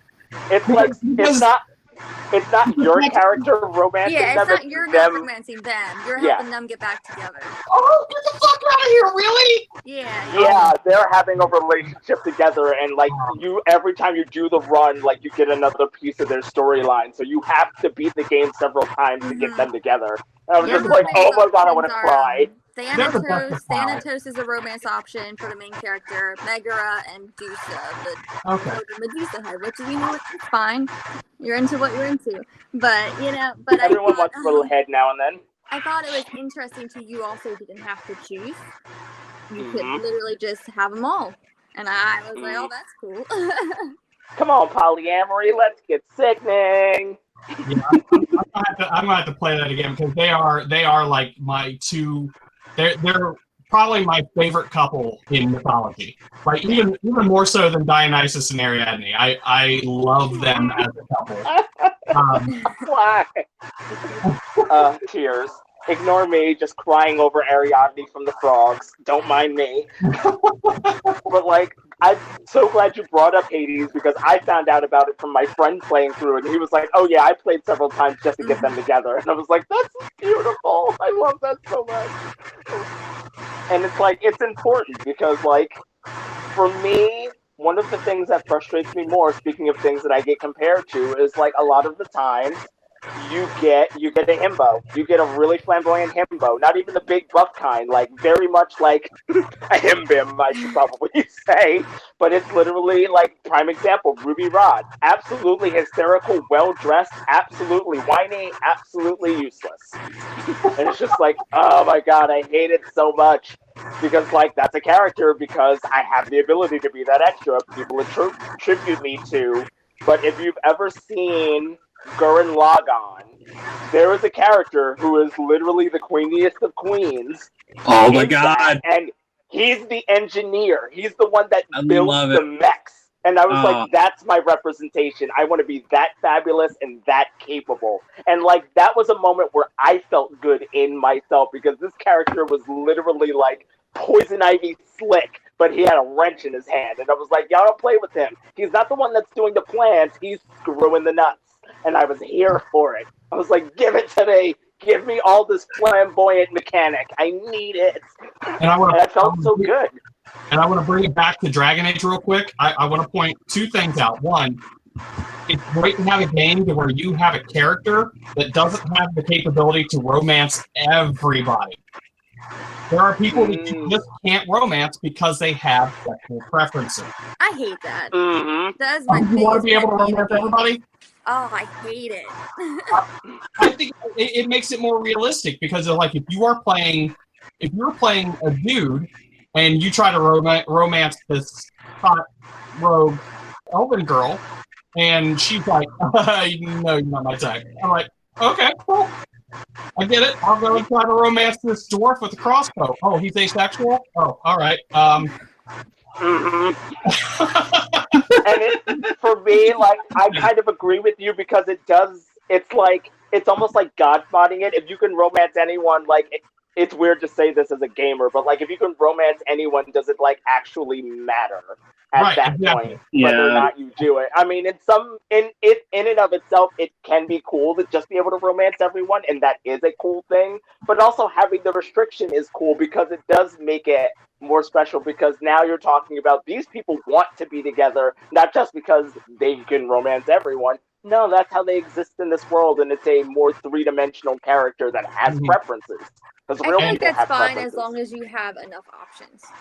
But if you only have one agree with that. Yeah. If you only have one option, then that's not cool. But also, I would also like to point out, and I would be remiss because I just mentioned it, but I feel like the dwarf and the asexual representation is super important too, because I think a lot of our asexual friends out there get left out a fucking lot. You know what's funny? I want to tap onto this because this is a thought that I've had, and I'm like, I can't say this because people really need this, and we really do need this queer representation. But the thing that kind of makes me sad in this realm, and as somebody who has probably more squishes than I have crushes, when people make the joke of they were roommates, I was like, why couldn't they have just been roommates? Like, why does every person who's super, super close absolutely have to be sexual partners? That's my thing too, especially like when people latch on to like Lord of the Rings and stuff like that. And they're like, oh yeah, Frodo and Sam are totally gay. It's like, okay, but why can't they just be really good friends? Why can't two dudes be super fucking close? Why can't I go over to my buddy's house, sit on his lap while he's fucking playing video games, and not have to worry about people thinking we're having sex? Yeah. Girl, do it. I have to tell people, I have a fraternity of 13 husbands, and I've only slept with 2. I have a bunch of men that have been in my life that because of certain jokes we made while we were in college, they got referred to as my husbands, and it just continued out of that. Only 2 of them were ever actually gay, so I've only consummated 2 of those marriages, but I still wish my husbands a happy freaking Valentine's Day every year. I also get to watch them fight over who's the best husband. And I'm like, you heterosexuals are goofy as hell. But I love them so much because I never had to filter the way that I behaved with them because they understood. I understand you're straight and I'm going to respect your boundary, but at the same time, I trust you as a human being and I care about you. And they felt the same way. So, like, yeah, we were super squishy, like, whatever. So, like, as much as we do need, like, some people were queer. Let them be queer. But also, some people are just roommates. Like, let them go grocery shopping in peace. Right. That's exactly right. Because it's like you got the people that are trying to make like this Frodo and Sam. It's like, oh, they're gay. No, they're not. Then you got the people that are like, oh, Achilles and Patroclus are just the best of pals. Shut the fuck up. No. Hey, roommates. Oh my God, they were roommates. A buddy doesn't do to people what Achilles did to people after Patroclus died. Buddies don't do that for buddies. Yo, we can't slaughter entire armies as friends, bro. Whack. I can't fight a literal river and win because we're pals. No. Whack. Oh my God. There are bodily fluids involved for something like that. I'm just saying. Sometimes you're fluid bonded in different ways. But it's important. It's important that both of those things exist. Like, queer platonic partners are legit. And there are some people that are just close because they're close. Like, and that's okay. But also, if they were knocking the boots, like, I'm just saying. It shouldn't be erased, Mm-hmm. let those things exist. Let those people exist. I All would of be these a things big are possible. fan of the platonic cuddle being a whole lot more accepted. I mean, one of my love True. languages is definitely physical touch, and like I would love to be able to cuddle like all my friends, but then people automatically assume that like I'm thirsty and I want to be banging those people, and it's like, look, just because I now personally identify as pansexual doesn't mean that I want to screw everybody. Right. I don't know, man. I'd just love to be able to cuddle people without people making that assumption. Mm-hmm. Yeah, that's like I'm in something that that's same less boat. stigmatized between girls. Yes. Mm-hmm. Yeah. That's And because that's it's great. also more ogled. Well, that's also true. But I mean, it is great that, and like when I said earlier, girls can do that, guys should be able to too. It's like, I don't look down on that. I'm glad that women are able to be as close with each other as they can. Mm-hmm. It's an awesome thing. Like, I just wish the dudes Just could. little Alice is all. mm-hmm. And also, like, we have like centuries and centuries of BS that we need to get through before guys can get to there. Could people stop making a big deal about the fact that like guys are slowly getting there? Like, let's stop pretending that we're not constantly talking about the patriarchy, and also stop pretending like the patriarchy doesn't also affect men. Like, I don't care, as long as they're not trying to use it in an appropriate way. Call makeup war paint. Like, call it a bromance. If you want to call it a bro job, it's whole ass a bro job. Like, that's between you and your bro. I'm not here to tell you. What? Yeah, What? it happened. It happened. You have to tell me what you just said. Please tell me what you just said. Yeah, if they need to call it war paint, call it a war paint.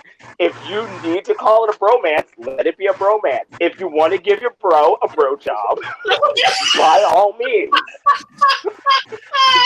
Look, I don't want to make this a precedent. I have never on this podcast told somebody how to use their guild decree.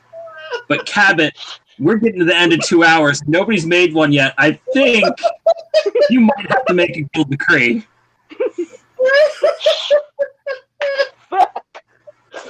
Oh my god. Wait, actually, yeah, I absolutely can do this. And I'm going to preface this guild decree with this specific thing. One of my running jokes for a long time, up until my most recent partner, was the reason why I was still single is because all of my straight male friends spoil me. They actually call the next day.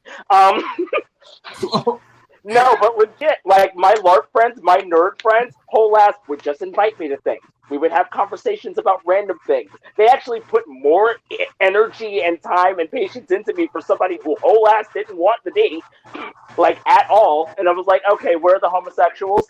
Crickets. So, like, yeah, I wouldn't settle for whatever gay dude showed up. It was like, nah, I got 2 other straight dudes that are better than me. What you bring it to the table?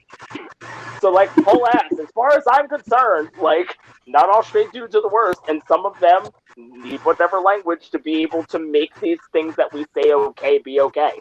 So, yeah, my guild decree, let bro jobs for everyone be a thing.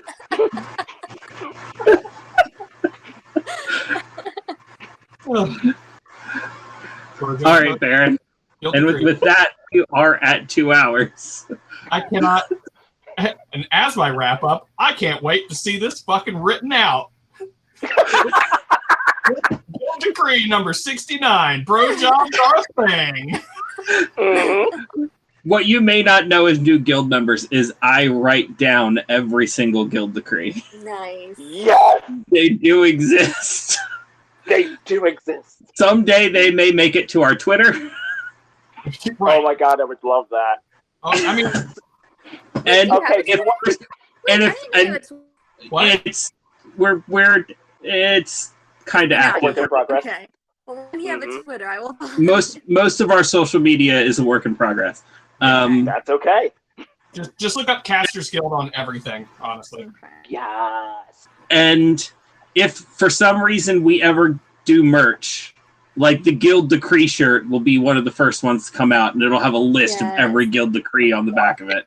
I'm obsessed with that. That's a great shirt. Twitter is at Caster Guild. CASTRGUILD. At Caster Guild. It's the only one that doesn't have the S because we couldn't get it. Got it. Fair. Weirdly enough.